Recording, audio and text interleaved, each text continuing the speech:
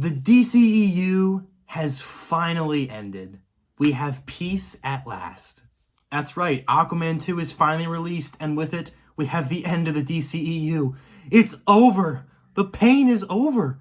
I can finally recover! So, in celebration of the DCEU ending, I'm gonna be revisiting every single piece of DCEU content. Every damn piece. Starting from Man of Steel all the way to Aquaman 2. So we're going to split this apart into 4 separate videos. Today is part 1, and we will be discussing the start of the DCEU, the Snyder-Verse. Now, originally, I wasn't going to talk about Man of Steel because I've pretty much said everything I have to say. I've shat on it relentlessly. I made 2 videos dissecting the first half of the movie, and I never finished it because the movie put me into clinical depression. But today I have some updated thoughts on Man of Steel, so I'm going to give those. But if you want my in-depth thoughts on Man of Steel, I'll link my previous videos in the description below.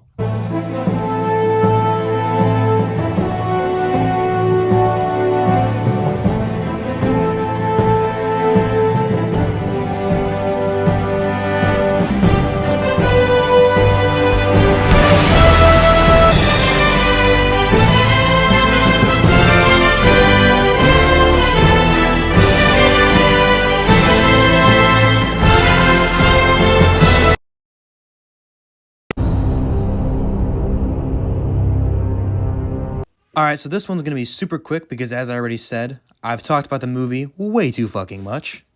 Since I've already discussed the first half, for this portion of the video, I will only be discussing the third act and a few things that I got wrong in my previous videos. Actually, that kind of brings up a good point. Why would Zod want to bring back Krypton? He just said it had a very harsh environment. Wouldn't Earth look like a paradise to him? Also, he seems to be aware that Earth gives people powers, so wouldn't that sway him? You know, to protect Krypton? Wouldn't it make more sense for him to want to build a Krypton with superpowered beings? Like on Earth? I'm okay with kind of having Krypton again, but I feel like it should affect his character at least a little bit if he recognizes that you get powers on Earth. While I do still think that him having powers on Earth should have affected his judgment a little bit, the film did kind of compensate for this when Zod referenced that it would be way too painful to actually go through, which was my fault for ignoring. Our people can coexist. So we can suffer through years of pain trying to adapt like your son has? You're talking about genocide. Yes, and I'm arguing its merits with a ghost. Not to mention that all the Kryptonians except for Clark were genetically altered, and as much as I dislike that, and I think the foundation of it makes absolutely no sense, he's genetically altered to protect and care for it no matter how shitty it was. So on that front, I can see that it does make more sense than I gave it credit for. You'll be an outcast. A freak. Man, this line's stupid. Why do you care? Do you want him to be called a freak and live, or do you want him to die? Your choice. I get it, she's sending her son away, but like, is she trying to reconsider by saying this? I really don't get it. Yeah, when I said this one, I was kind of just being a dick. That was extremely invalid criticism, and I cringe every time I listen to this part. Obviously, it's very understandable why the mother would be worried. It's not really her reconsidering. I looked into that way too much. And, yeah, I gotta tell you, I thought I had more, but that's pretty much it. I think everything else I said in those videos was fairly valid. There are a couple nitpicks that I had that I guess I didn't have to talk about as much, but some of them are pretty funny, honestly. Like the one where the teacher brought her entire class out to humiliate Clark. Yeah, I'm sorry, that's still pretty fucking funny. The scene itself is actually pretty decent, but holy shit, this teacher bringing her entire class out just to humiliate the one child is still so fucking funny to me. However, there are some positives that I didn't really get a chance to talk about because originally I was just going to talk about that in part 3, but I guess now as good as time as ever because, let's be honest, I'm not going to finish that series for another 5 years, so anyway, some positives that I do have. Elliot from Law & Order's in this movie, and he's pretty cool. I actually don't mind him. He has kind of a cool death scene, so I respect that, and I like the actor, so it's kind of cool to see him here. For the most part, I don't really like the fight scenes, but the Smallville fight scene is probably the most entertaining one. It's the one where Clark causes the least amount of destruction, which is saying quite a bit, because he still causes a fair amount of destruction here, but it's where he causes the least amount of it. I found it to be the most entertaining and fun, and it's where I could see the most, so I kind of appreciate it for that. It's still ruined by the film's really bad fucking fight choreography, which I discussed in one of my Man of Steel videos. Go find it if you really want to know what I'm talking about. And of course, the score is absolutely fantastic. I think there's no doubt about that. The score for this movie is honestly way better than it has any right to be, because it's such a glorious fucking score, and in my humble opinion, this is such a shitty fucking movie. Clark Kent's most important character trait is that he cares for people, and he's not motivated by tragedy like Batman is or Spider-Man is. There was no big tragic event in his life that made him become Superman. He didn't do anything irresponsibly. He didn't lose his parents at an early age. He's just a guy who always wanted to do the right thing. Yes, his father did eventually die due to a heart attack in most adaptations, but that didn't make him want to save people. He wanted to save people before and after that. That just showed him that he can't save everyone, which breaks his heart. It's something we don't often see in superhero media. Most heroes are typically motivated by tragedy, and it's not a bad thing. I love Batman. He's my favorite hero of all time, one of my favorite characters of all time. But like most heroes, he's motivated by tragedy. Superman is distinctive in the fact that he's not really motivated by tragedy. He's just a guy who's always wanted to do the right thing. That's something that I think this film dramatically fails at capturing. I can't think of a single scene that actually explains that very well. In fact, the one scene where he does do something because it's right, he's chewed out for doing it. Right, we talked about this. You have... Oh, Clark, you have to keep this side of yourself a secret. What was I supposed to do? Just let him die? Maybe. What the fuck? My personal favorite part of this entire scene is the suggestion that Jonathan gives to where maybe Clark should let everyone die and just become the main survivor and the only survivor. The dumbass really thinks that no one would question if Clark was the only survivor? Like, bro, are you stupid? Who the fuck wrote this? Telling your son that he can save people and shouldn't because of selfish reasons is obviously a very fucked up thing to tell anyone, especially your own son. So, yeah, fuck you. Speaking of fucked up, this is a very fucked up version of Superman. I've said many times before, I do not like this version of Superman. The amount of destruction he causes in the third act is so insane to me.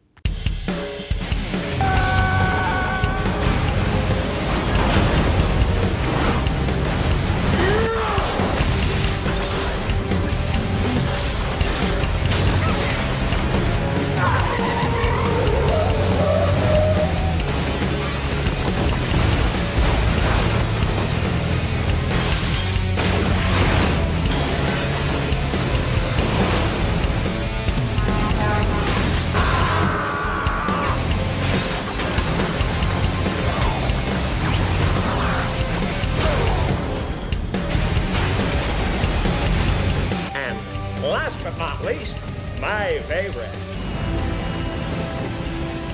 Krypton had its chance!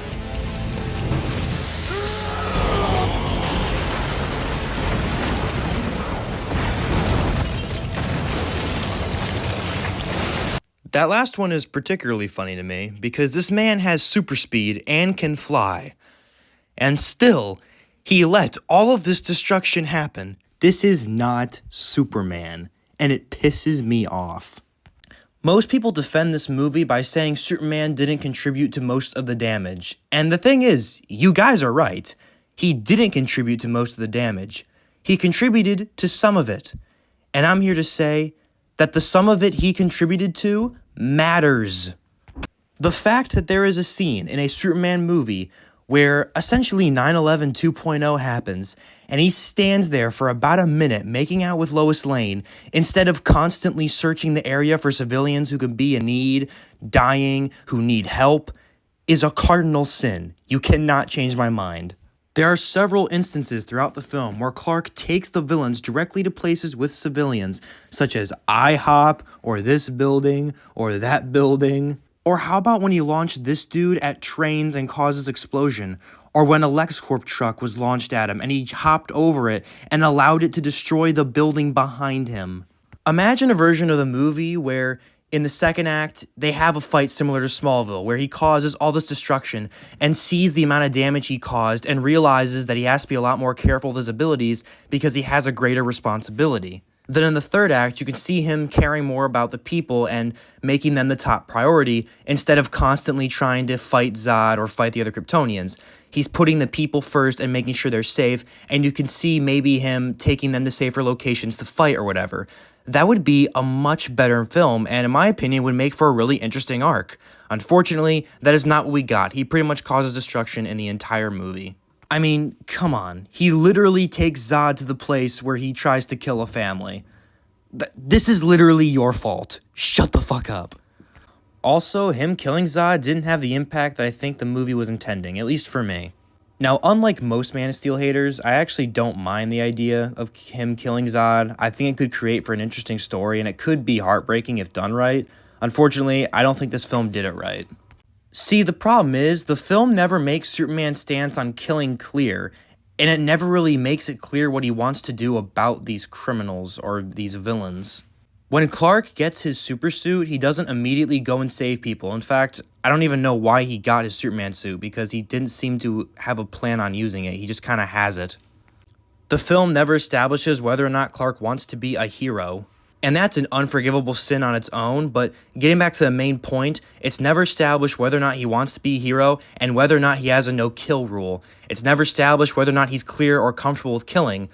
So him taking the life of Zod didn't really mean anything. Compare this to The Dark Knight. In that film, Batman's no-kill rule was actually put to the test several times. All these rules, and you think they'll save you? I have one rule. Oh, then that's the rule you'll have to break to know the truth. Which is? The only sensible way to live in this world is without rules. And tonight you're gonna break your one rule. I'm considering it. It's going to be all right, son.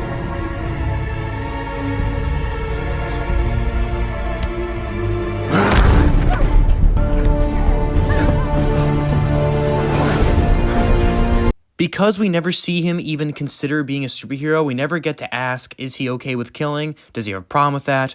So this moment means jack shit. I understand the moment is meant to represent him choosing humans over these people, but I'm sorry, it still doesn't mean as nearly as much as it could. Imagine if this movie had maybe Clark be more like Clark from the comics. Maybe throughout the film you could have him trying to redeem Zod and trying to convince him that he can be good like him and together they can help the world or whatever. Have the two form a genuine friendship throughout the film. You can explore Clark being lonely and him feeling like he needs to bond with his bloodline family, and at the end you can have him learn that he's had the family he's been looking for this entire time. And then when he has to kill Zod, he's still heartbroken, not just because he's choosing humans over his people, but because he's killing someone that he's considered a friend. Someone that he's worked so hard to redeem and thought had some good in him. But he was forced to take his life, and now that's taken a toll on him. So yeah, this movie sucks. I hate it. For a long, long time, I've said this is one of my least favorite comic book films, and I still stand by it. I hate it that much. Is it the actual worst? No, there's some good things holding it up. I think General Zod is a legitimately pretty solid villain, and much better than what the film deserves. The score's fantastic, and the CGI is genuinely very impressive at times. However, the plot is completely nonsensical, and in my humble opinion, it's the biggest character assassination of any superhero in any film. Yes, I say that knowing exactly what it means, and I mean every damn word of it. I personally have never seen a comic book adaptation get this much wrong about a character. Superman is so insanely misrepresented in this film that it honestly makes me hate it. In my videos talking about it, and even in this one, I tried to refrain from making adaptation arguments because I wanted to showcase why I don't think it works as an actual film. But yeah, as an adaptation, it makes me hate it a lot more because I'm a big Superman fan, and I think this film just does not understand what makes the character special. And for that reason, among many others, it is in fact my least favorite DCEU film. So I'm going to rate Man of Steel a 65%.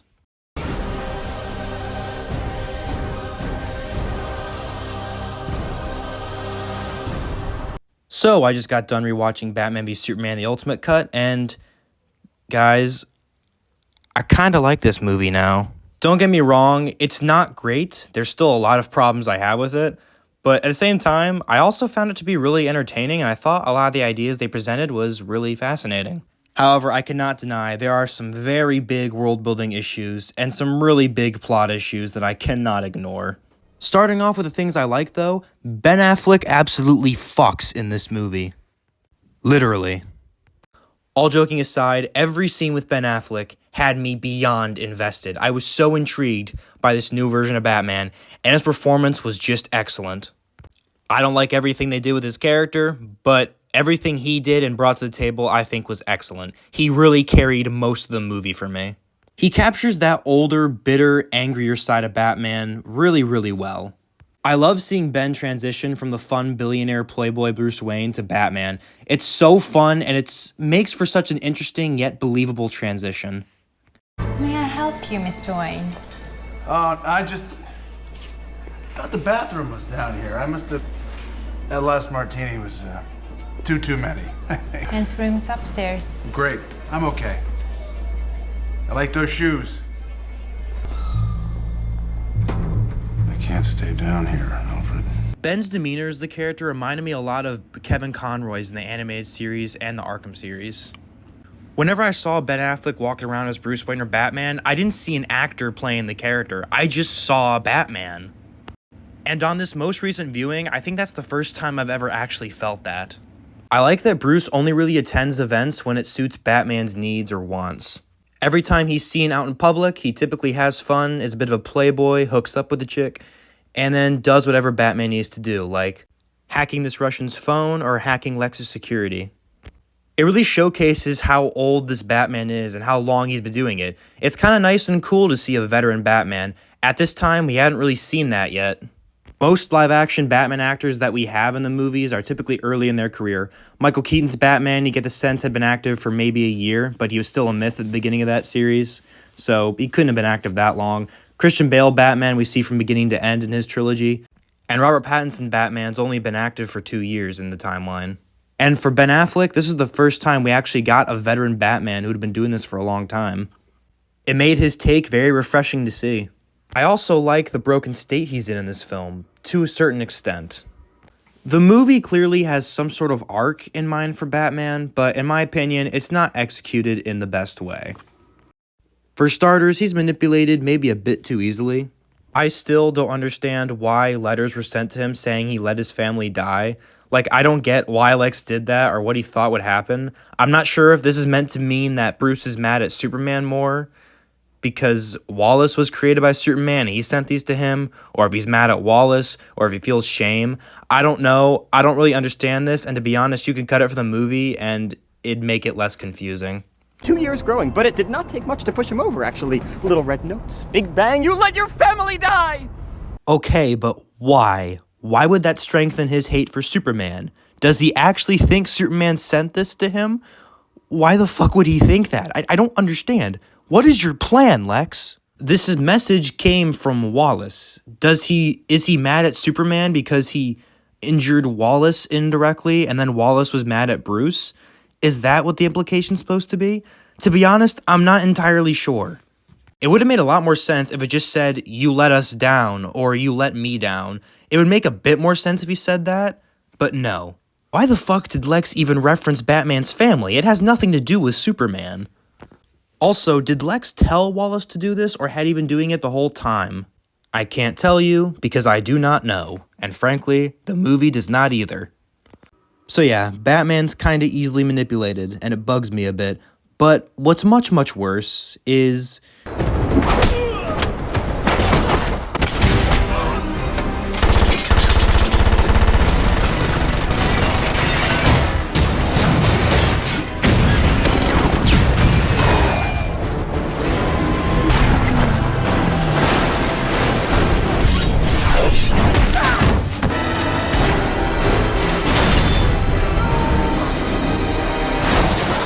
When adapting any character from a book or a comic book, changes are going to be made. I understand that.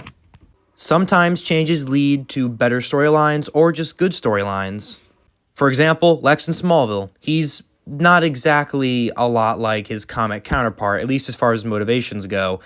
But the changes they made his character much better and, in my opinion, one of the best villains in comic book media. Changes from comics to movies, I think, is very acceptable. It often leads to better stories, or at least stories that are just as good as the source material. You're never going to adapt the characters on the page 110%. That's extremely rare. As long as the changes work for the story you're telling, I personally don't have a problem with it. This may be the only thing I do that matters. 20 years of fighting criminals amounts to nothing. Criminals are like weeds, Alfred. Pull one up, another grows in its place. This is about the future of the world. Bruce here gives a really good indication at where he's at in his mental state.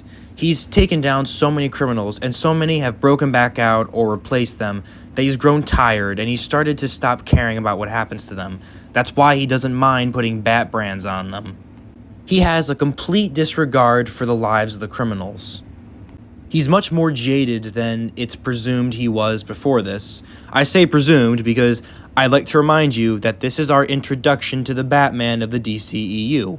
We do not have a film prior to this establishing what he was like, so I will get to that a bit more in a moment. This line might even explain why he doesn't have a problem with killing criminals or blowing them up. The script is very clearly demonizing what Bruce is doing here, but when we see him actually doing it, it's filmed and shot in a much different way.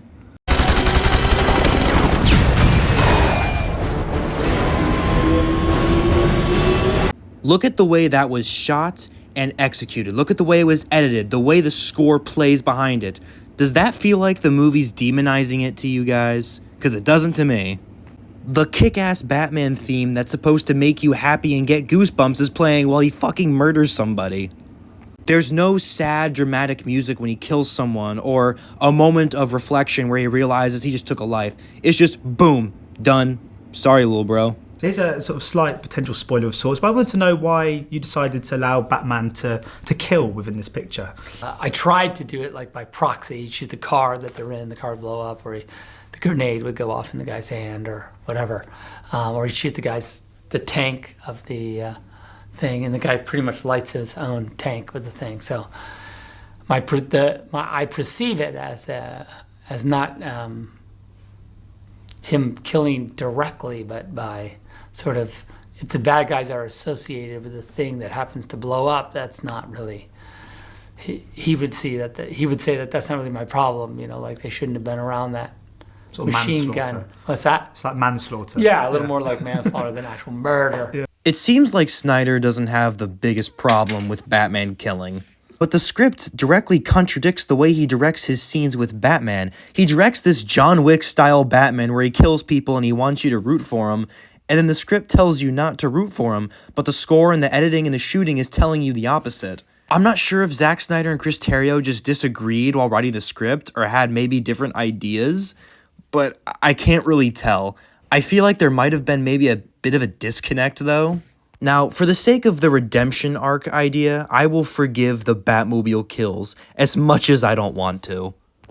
We'll say that all this stuff with Batman killing serves his arc and that he believes criminals are like weeds, so he doesn't have as big of an issue with killing them. He's not necessarily going out to kill them, but if they die while he's being brutal, it's whatever. He doesn't care as much anymore. The problem with that is the film doesn't establish whether or not Ben Affleck ever actually had a no-kill rule. Again, this is our introduction to Batman. If this is actually supposed to be his redemption arc, then where the fuck did he start out? If the idea is that he fell, then where did he start? Has he been killing for 20 years? Or did he just start doing that? When did he start doing that? Did he start doing that when Robin died? Did Robin kill criminals with him? This film forgot that it also has to introduce us to Batman. He's not a pre-established character. This redemption arc for Batman losing his way could be a really good arc in theory, but I'm not sure if it's the right one for the start of the DCEU. This is a better arc for a different movie, probably. And if you're going to have it in Batman's introduction to the DCEU, at least establish whether or not he had a no-kill rule. Give us flashbacks. Do something with the intro. Instead of beginning with the 15th Martha and Thomas Wayne death scene, do a cool little recap in the credits. Maybe you could do like a Daredevil-style intro that covers his entire life up until now. You can show him being a hero or have some kind of art depicting Batman's life, becoming a hero, not killing criminals, getting Robin, losing Robin to Joker, and putting Joker back in prison, and starting to lose his way. That would take about 2 minutes, and it's all we need. And it also is a better intro than just seeing Bruce's parents dying again. I understand showing his parents dying again was necessary for this arc, but you don't need that to be the intro. Just keep the short flashes for the actual moment when Batman realizes what he's become. Or have the flashback take place at a later moment in the film, like maybe Bruce has a nightmare about it or something like that. Perhaps you could have Batman ponder the idea of whether or not he's actually failed his parents or if he's actually making them proud. There's several ways you could establish what Batman was like before this film, but the film just decided not to say any of it. All it establishes is that Batman's been active for 20 years. And that's it. We don't know whether or not he hasn't killed the entire time, or he just started killing. It's never made very clear. And the other big problem with the arc is that after Batman tries to kill Clark and realizes that he's just like Joe Chill and that he's gone wrong, we get to the warehouse scene, and he fucking kills more people. If you ignore the amount of people Batman kills in this scene, this is actually a pretty good fight scene. It's very well choreographed. It's a great Batman fight scene, but it's taken down a bit when you realize how many people he probably just killed. I understand he's on the clock, but this is a 20-year-old veteran Batman. Are you really telling me he can't manage to save this woman without killing a single person? I call bullshit. The only person he was justified in killing was KG Beast. Yes, by the way, this is supposed to be KG Beast. Except, instead of shooting his face, he shoots his tank, causes an explosion, and risks Martha's death if he doesn't get to her in time. Are you fucking stupid, bro? Now, personally, I say it would make the most sense if he just shot him in the leg, since Batman just learned that killing's bad and he's like Joe Chill. He should want to kill as few people as possible, so it would have made more sense if he just shot him in the leg and then knocked him out. Or, I don't know, shoot him in the hand and then knock him out? Anyway, we need to move on from Batman because I've been talking about him for way too long. Let's talk about Superman. Overall, I would say he's a major improvement over his murderous self from Man of Steel, but his writing is still kinda meh. I like that in this one, we actually see him saving more people. That was definitely a big welcome after the fucking travesty that was Man of Steel. I never thought I'd be this happy to see a hero doing his job, but here I am. And in isolation, I like the idea of Clark investigating Batman and being appalled by how much more aggressive he is. See, the problem I have here is, I like Clark being appalled by Batman and wanting to stop him because what he's doing is wrong with the Bat brands and all the destruction he causes with his Batmobile, that's wrong. But the thing is, Clark having a problem with it is confusing. Because once again, I'll remind you that both Man of Steel and this film do not establish whether or not Clark has a no-kill rule. In fact, the opening would make one believe that he doesn't have a problem with it. If Clark doesn't like killing people, then why didn't he just use super speed, go behind this dude, and knock him out? Or better yet, I'm assuming he found these two because he has X-ray vision and he was looking for Lois.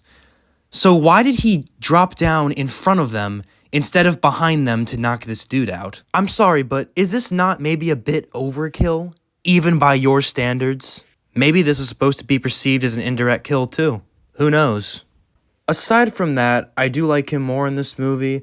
I like some of the scenes he has with Martha, and the scenes he has with Lois are just as boring as they were in Man of Steel. I swear, I like Amy Adams, and I like Henry Cavill a lot, but these two either don't have chemistry, or the writing is fucking them over a lot harder than it looks like. It's something that literally just happened in Man of Steel after almost no build-up. And every Snyder-Verse film keeps asking me to care about it, and I just don't give a shit. And it's sad because these two are one of the most iconic couples in comic history. And we've had several adaptations do it extremely well. But for some reason, these movies have such a ridiculously hard time making their relationship believable or interesting. Back to Superman's characterization, though, it's fine in this movie. I don't think he's great. I wish he talked more, and I wish he acted maybe a bit more like the Boy Scout we all know and love, but that's an adaptation argument. As far as the actual film goes, he's fine. I will say, I think after the destruction of Man of Steel, I think this was the best opportunity to have Clark go through an arc where maybe he finally becomes the hero we all know and love, and he can kind of force himself to be more of a Boy Scout and be nicer because of the guilt he could feel in Man of Steel. But no, we didn't get that. We just kind of got him being really boring again, which is whatever. Still, I did like the conflict surrounding him, with the world being confused as to what he is and being concerned about him. The way he dealt with it was an interesting idea, and had they explored it a bit more, I'd have probably liked it a lot more. I liked all the scenes with people talking about Superman and how dangerous he could be or might be, and speculating on what he's actually doing here. Superman making an effort to show why he's here and saving all the people and stopping all the problems that he did also was a nice little sequence. It was good to see that from this version of Superman. However, another issue with this conflict is the foundation of it. For some reason, all the destruction Clark and the other Kryptonians caused at the end of Man of Steel wasn't enough to make him controversial in this film. So Zack Snyder and Chris Terrio decided to write in a subplot that is so insanely fucking convoluted that I struggle to believe it was actually written and approved. So Lex Luthor sent his private security contractors to Africa with this terrorist, conveniently the same terrorist that Lois was going to interview. And boy, are the heroes lucky that happened, but I'll get back to that in a minute.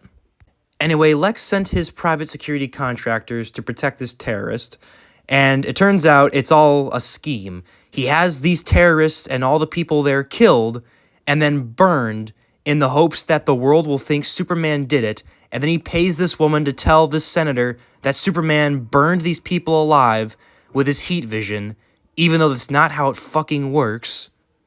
And for some reason, the world actually believes this nonsense, even though his heat vision doesn't work like that. And when police do the autopsy, they're going to find that they were shot in the face and then burned alive. Which means Lex is trying to convince the world that Superman shot all these people and then burned them with his heat vision, which obviously is nonsense. But Senator Elastigirl actually believes it. How could you possibly think this? Are you dumb? Though on a side note, I did actually really like the Granny's peach tea joke. It was both funny and at the same time a little unsettling. It made for a very good tense scene. Speaking of Granny's peach piss, let's talk about Lex Luthor. A lot of people really hate this version of Lex, and I get why. Sometimes he's a bit much. His plan is fucking insane, and his motivations are just a tad bit confusing at times. However, I honestly really liked Jesse Eisenberg's portrayal in this last rewatch. I don't think he's necessarily super well written, but there are some really good ideas that are prevalent in most of the film. First of all, his portrayal is a lot more menacing than I remember. He has a lot of crazy moments and goofy moments that are pushing it a bit, to say the least. But he also has a lot of quieter moments where he gets to just act through his body language, and those moments I think are without a doubt his best. His introduction scene was also a highlight for me. He actually made some really valid points when talking to Senator Elastigirl, and if they had kept all the points he made as his actual motivation, I think the film would really improve. These exceptional beings live among us. The basis of our myths, gods among men. You don't have to use a silver bullet, but if you forge one, well then, we don't have to depend upon the kindness of monsters. The questions he raised were honestly very understandable, and I wish the film played more on them. What do we do if more Kryptonians come? What if Superman is actually bad? Do we have a contingency plan for that? Should we weaponize this material? What about other metahumans? All very interesting questions, and again, I wish Lex wasn't just using this as a front and had this as his actual motivation. Because his actual motivation is meh. I don't hate it, but I don't really like it that much either. I think this was a lot better. His actual motivation is he was abused by his dad, and they were very religious, and he prayed to God to make it stop, and it didn't stop, so he blames God and he hates him, and Superman reminds him of God. Lex wants the world to hate Superman as much as he does, and then he wants to fucking kill him. And I understand all of that, it's fine, I think this was a lot better, but whatever, this is fine, I guess. However, his way of doing this is by creating an even stronger God that he can't control. Yeah, I can't stress this enough. As soon as Doomsday comes on screen, I check out. This movie goes from okay to fucking shit. What if Doomsday just killed Lex? Did he have a contingency for that? Why didn't Lex use any of the kryptonite he got illegally after the senator denied it? In fact, why did he even need it? He didn't end up using it. Was he planning for Batman to steal it? How did he know Batman hated Superman? The only way he could have known that would be from the security video of Batman stealing the kryptonite.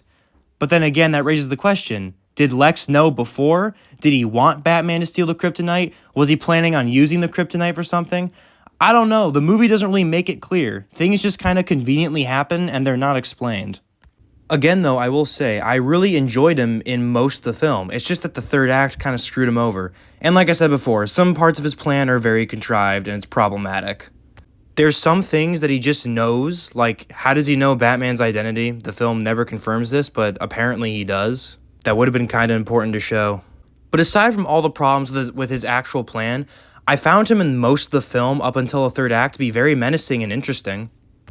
A lot of this is probably due to the fact that his motivations and goals aren't really revealed until the end, but when it's just kind of mysterious and you're wondering what he's doing and he's being kind of menacing and having things done and having people killed, it's really good and Jesse Eisenberg plays it very well. It's definitely a more sadistic take on Lex, but we've had tons of versions of Lex that are very serious and menacing and greedy. I don't think this is a bad version to have out there. Having one that's a bit more unhinged is honestly not a terrible idea. It's just that this version needed to be executed just a little bit better. The filmmaking is also much better here than it was in Man of Steel. Aside from the third act, the film visually is extremely compelling. It's honestly, up until Doomsday comes in, it's one of the best looking comic book films I've seen in a very long time. It looks beautiful. Zack's typical slow-mo is not nearly as frequent here as it is in his Justice League film, which tells me he was probably on some sort of constraints still. And I mean that in the best way. I know I've bashed Zack a little bit in this video for some of the funny, goofy things he said, but I honestly think he seems like a really nice guy. I will say his movies aren't exactly for me, but overall I don't have any big beef with him. I think he has a lot of talent, he just has trouble cutting certain things out of his films, and I think overall he works a lot better when he's under some kind of restraints, or at least is given help. The biggest issue with the film is that it's trying to be too many things at once. This film is trying to be Batman v Superman, Batman's introduction to the DCEU, Man of Steel 2, The Dark Knight Returns, the Justice League's introduction to the DCEU, and as if that wasn't enough, the death of Superman. That is way, way, way too much for one movie, even if it is 3 hours. Honestly, I think this film would be a lot better if Zack Snyder was just directing a direct adaptation of The Dark Knight Returns.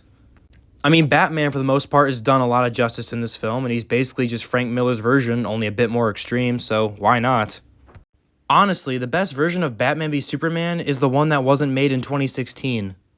Looking back on this film, I see so much potential, and there's so many fantastic ideas. And had they waited maybe a bit longer to make this film, we could have had a really good Batman v Superman movie. Unfortunately, DC kind of blew their load early, and Batman ended up fighting Superman before he even had a solo film. In fact, all these years later, he still doesn't have a solo film.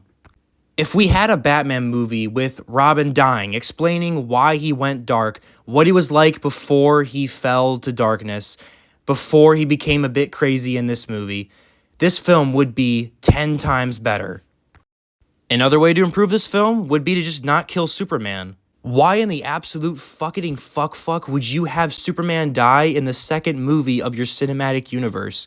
That is way, way, way, way, way too fucking early. I've barely spent any time with this version of Clark. Why would you kill him off now? It felt really forced and honestly cheap. Did Wonder Woman really need to be in this movie? I mean, I liked her in it fine. I think Gal Gadot probably gave her best performance as the character here. And I really liked the scenes with her and Bruce. Their interactions were interesting, but did we really need her to be in the final battle of Batman v Superman: Dawn of Justice? With all that being said, I think I'm going to rate Batman v Superman a 75%. A part of me wants to go higher and maybe say 80. But for now, I think I'm going to stick with 75. There's a lot of good things it has. It's paced very well. The effects are really good for the most part. The acting's really good. Some of the characterization's pretty good. But man, this story has so many holes in it, and it's really hard to ignore. Hey, what's going on? So, real quickly, this is going to take very long. I know the video is really long right now. Originally, like it says in the intro, I was going to have a video about the 2 Justice League films inserted in the last part of this video, but that's going to make this video way too fucking long, and truth be told, I've had it done for way too long, or at least this part of the video, so I've opted to split the Snyder-Verse part into 2 separate parts. This part will cover Man of Steel and BVS. Next part obviously covers the next 2 Justice Leagues. However, I will warn you right off the bat, that part of the DCEU series will not come out for a while, because for the next probably month or so, I'm going to be making quite a few different videos. I have a few different videos planned, specifically revolving around Spider-Man, that I'm hoping to get done. And whether or not I follow through with this is a flip of a coin, to be completely honest with you. You all know how I am, extremely inconsistent, and that's probably how I'll always be. I'm really terrible at planning, and I have really terrible time management, and it's just kind of part of who I am, so we'll see what happens. I'm hoping to finally release a Spider-Man video that I've been working on for over 1 fucking year, which is fucking crazy. I've never worked that long in a video, and it's a video that's very important to me, that I'm very passionate about, and I'm going to release it in May along with another video celebrating a certain something regarding Spider-Man, perhaps a film that may or may not be 10 years old. You can guess what that is. So, yeah, I will see you then. And I swear I'm going to do my damnedest to be consistent. I'm going to fail, but I'm going to try anyway.